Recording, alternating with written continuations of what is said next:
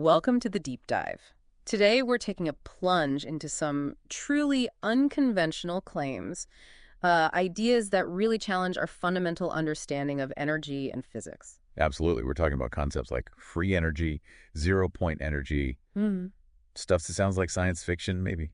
Exactly. And the fascinating individuals who claim they've actually harnessed these forces, not just theory, but practical application. And the source material we're looking at today, it's really compelling. It presents ideas that just fly in the face of conventional science, makes for a genuinely, well, thought-provoking listen. It really does. It sort of invites you to wonder about what might be possible beyond what we currently accept. So our mission today is to kind of unpack these groundbreaking or maybe paradigm-shattering ideas Right. Delve into the specifics, the inventions, the experiments we've read about. and really consider the implications. If even, a fraction of this stuff turned out to be real, huge implications. But we have to keep it grounded, too. Oh, absolutely. We need to acknowledge the mainstream scientific view, where these ideas often clash. It's about understanding that tension, the potential versus the established facts. Okay, let's dive in. Our journey starts with a guy named John Hutcherson. He's described in our sources as an eccentric enigma. Quite the label. Yeah, and his reported work is pretty wide-ranging. We're talking levitation, actual levitation, and also these things he calls forever batteries. It definitely pushes the boundaries. Let's talk about the levitation first. The source material describes witnesses seeing, well, levitation of steel ball bearings, glass where they will levitate. Unbelievable. That's a direct quote. Unbelievable this way, and it gets wilder. The source also mentions seeing electricity go right into the objects and a million pieces just fly apart, just bang. Wow, it's hard to even picture that. But these experiments apparently landed him in some big trouble. Oh, what happened there? Well, the story goes that while testing his equipment, he accidentally made things levitate in nearby houses, including, get this, a toy UFO. A toy UFO. You can see how that might raise some eyebrows. Exactly. Caused a huge stir, neighbors freaking out, and eventually the police got involved. Ah, okay.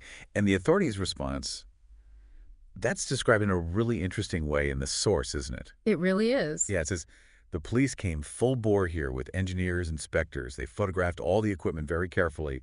But then it adds this weird detail. Like a cleaning crew. Exactly. Yeah. It's almost like if you called in a cleaning crew, they didn't touch anything. It's like they made everything look neater for some strange reason. Very odd. Almost too neat. And the source draws a conclusion from that, suggesting it seems like someone in the shadows still cares what our hero is up to.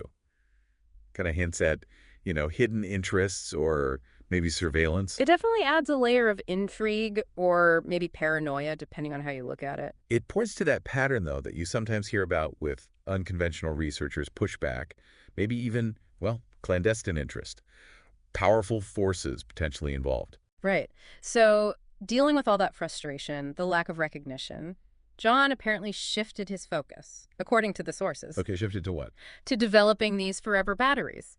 And he bases them on this idea of zero-point energy theory. Which is a concept we'll probably need to unpack a bit more later. But how does he see it? Well, his visualization is unique. He says, I feel everything has a life force to it because I tend to visualize that atoms are a whole universe. Atoms are universes. Yeah. And when they're combining one atom to make millions, if not trillions of them, you have a piece of metal. He even suggests perhaps every time you run your hand across a piece of metal, you're taking off several million atoms at a time. That's a very poetic way of thinking about matter. Not exactly textbook physics, but poetic. And to show this energy is everywhere, he claims he can take ordinary rocks from his neighborhood, right? Yeah. And in just 2 hours, make a zero-point battery strong enough to power a pen light. Okay, rocks from the neighborhood into a battery. That's the claim. Now, the science bit. How does that connect to zero-point energy, as physicists understand it? Because his atoms as universes idea is, his own thing. Right. Good question. Mainstream quantum physics talks about ZPE as this lowest possible energy state.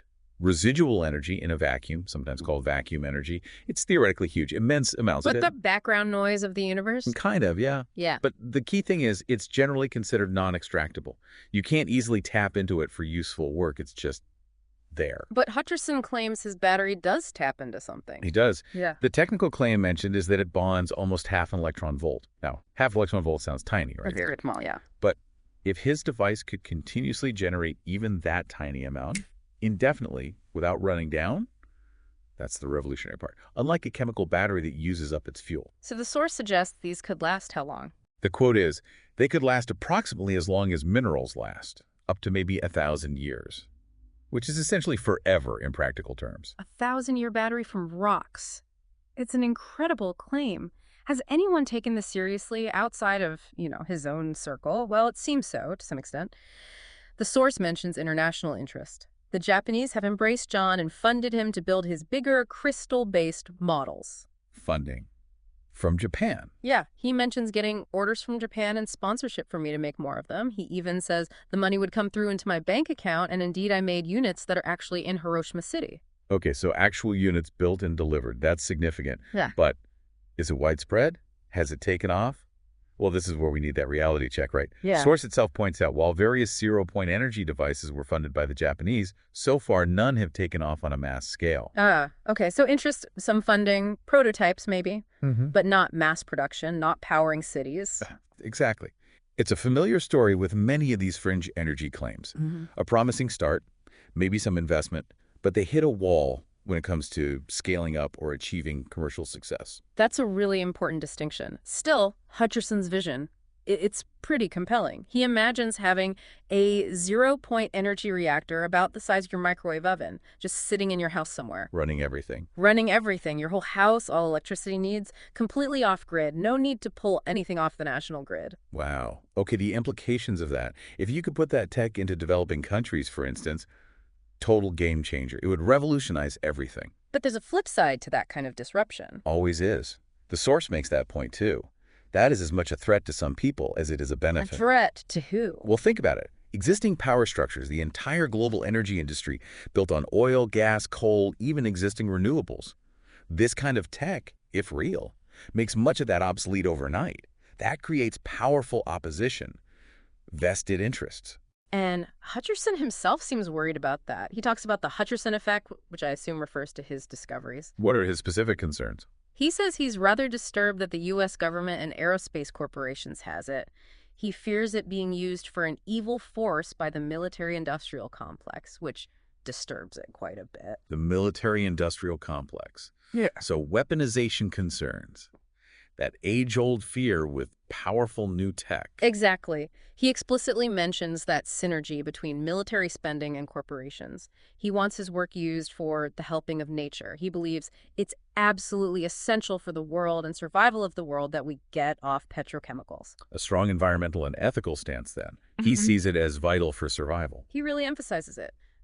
Failure to do so, it really threatens our national survival. It's clearly weighing on him. So you've got this fascinating figure, eccentric, making extraordinary claims, facing pushback, possibly attracting covert interest, having these deep ethical concerns. But, and it's a big but, we have to state, as the source does, virtually no mainstream scientists take John or his inventions seriously. That's the reality check again. The scientific consensus is just not there. Yeah, the source leaves us with that little historical nudge, doesn't it? Only a little over 100 years ago, people believed it was impossible to send a radio wave across the Atlantic. A good reminder. What seems impossible today. Well, history is full of surprises. Doesn't mean Hutcherson is right, but it cautions against absolute certainty. Okay, so from John Hutcherson's very eclectic work, let's shift gears a bit. Let's look at another innovator mentioned in the sources, tackling similar concepts, but maybe with a different angle. Who are we talking about now? Sean McCarthy. He's the CEO of an Irish technology firm called Store. Store. Okay, and what's their approach? Well, here's where it gets really interesting again. Sean explains their core tech, developed about 3 years ago.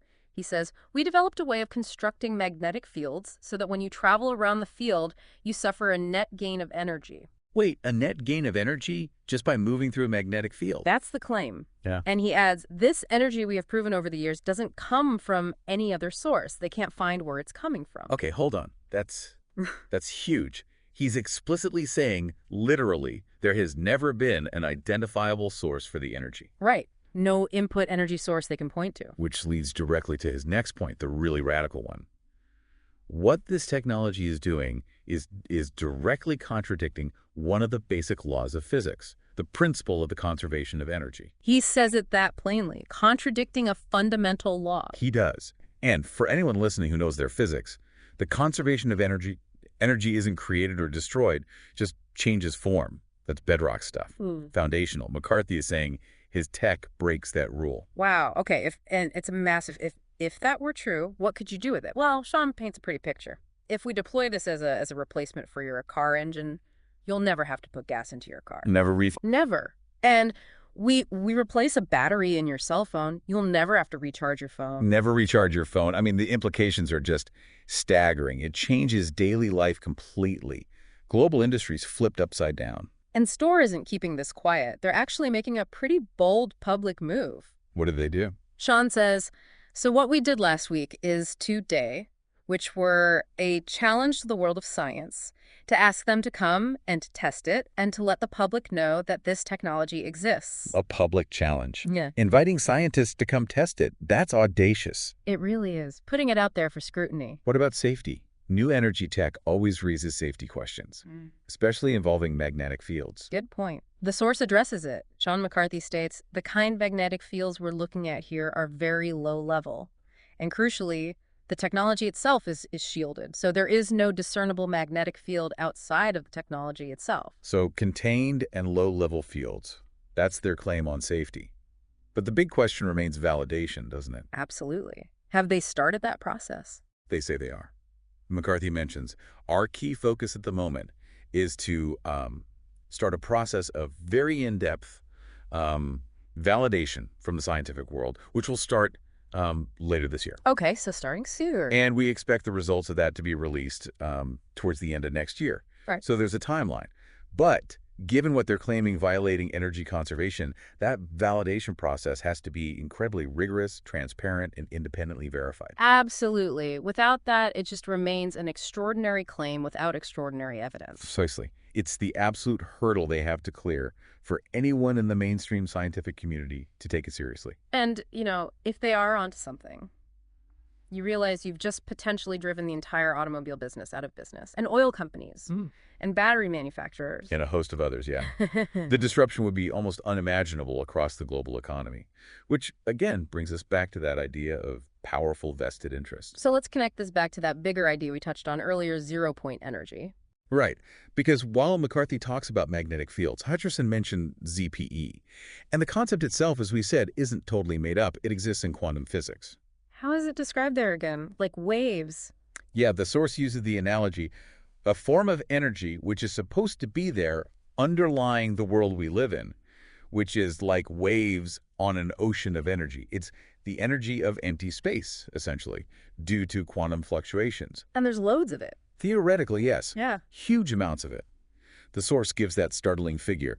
The amount in a teaspoon would be enough to power the United States for years. A teaspoon. Okay, so if it's there and there's so much, why aren't we using it? Why are claims like Hutcherson's or McCarthy's met with such, resistance? Okay, this gets to the heart of the scientific establishment's view. There's a fundamental scientific taboo at play here. A taboo, like something you just don't talk about. Almost. Devices claiming to produce more energy than they consume above Unity devices or free energy machines. They're immediately banned from regular science because they violate the first of science's taboos established by Galileo in the early 17th century. Galileo, before we even had the laws of thermodynamics. Exactly. The taboo against perpetual motion machines, it's incredibly deep-seated. This taboo long predated the laws of thermodynamics, and it's one of the most deep-seated taboos in science. It underpins so much of classical physics and engineering. So it's almost like a foundational belief. You can't get something for nothing, energy-wise. That's the core of it. So any claim that appears to violate this, whether it's called cold fusion or an above-unity device or free energy, it immediately faces immense skepticism. The source mentions a few potential bases for these claims. ZPE, peculiar electromagnetic effects. What was the other one? Parametric resonance. Right. Parametric resonance. That's a real phenomenon where you can amplify oscillations by varying a parameter, like changing the length of a pendulum swing at the right moments. Some fringe researchers think mechanisms like that might unlock energy, but again, it's not accepted mainstream theory for over-unity devices. All these ideas are considered totally beyond the pale by most scientists. Beyond the pale. Strong words. Yet, nevertheless, people claim they've got them and they exist. The claims just keep coming. Hutcherson, McCarthy, many others throughout history. This tension persists. And you can see why people keep trying or why the idea is so seductive. Because, like we said, if they do exist, of course, it would totally transform the world economy and the world energy situation. The ultimate prize, technologically speaking. We even saw that simple demo mentioned in the source, didn't we? The power from rocks setup. Yeah, just using 50 cents of material, showing no batteries, just a couple of components, apparently drawing power out of thin air or rocks or whatever the claim is. Very provocative. So wrapping this up, we've explored this really tantalizing promise, haven't we? Endless, free, clean energy presented by figures like Hutcherson and McCarthy. We have. But we've also run straight into the brick wall of established physics, the laws of thermodynamics, and that deep, deep skepticism from mainstream science. It's a fundamental conflict. Right. The promise versus the principles. And the implications, if that wall ever crumbled, if one of these fringe technologies actually got validated, it's hard to overstate. Society, environment, industry, everything changes. It really forces a reevaluation of, well, everything energy related, and maybe physics itself, which leaves us and you, our listener, with a really big question, I think. What does it actually take for an idea, this revolutionary, this challenging, to break through? Especially when it confronts centuries of scientific understanding, those deep taboos we talked about. Is it just about better evidence? Or does it need a whole shift in how we think? That's a great point. It makes you wonder. Yeah, it raises that question. How much is our current reality, our whole technological world, shaped and maybe limited by our current understanding of physics? And what happens if that understanding gets expanded or even, well, overturned in some way? What new realities could open up? The possibilities are kind of mind-bending, aren't they? They really are. So here's a final thought for you to mull over. Just imagine. Imagine a world where you never worried about your energy bill, or gassing up the car, or finding a charger for your phone ever again. Total energy abundance. What would that world, truly powered by endless energy that does not harm the environment and won't cost you a dime, actually look like for your daily life? For all of us, globally. Something to think about. Definitely something to think about. Until our next deep dive,